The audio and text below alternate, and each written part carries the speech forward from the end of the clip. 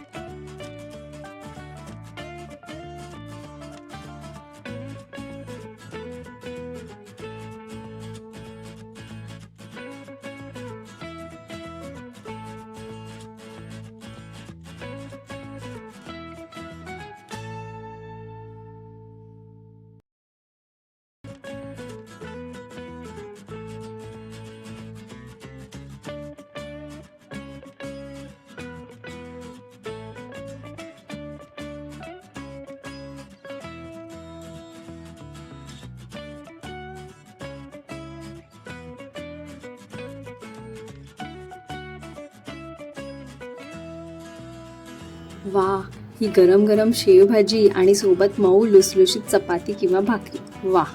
मग तुम्ही कधी बनवता ही रेसिपी? बनवल्यावर कशी झाली हे मला कमेंटमध्ये सांगायला विसरू नका. आणि हो, व्हिडिओ आवडला असेल तर पटकन लाईक करा, फ्रेंड्स आणि फॅमिलीसोबत शेअर करा आणि असेच झणझणीत रेसिपी पाहण्यासाठी चॅनलला आत्ताच सबस्क्राईब करा. चला तर मग भेटूया पुढच्या व्हिडिओमध्ये. बाय.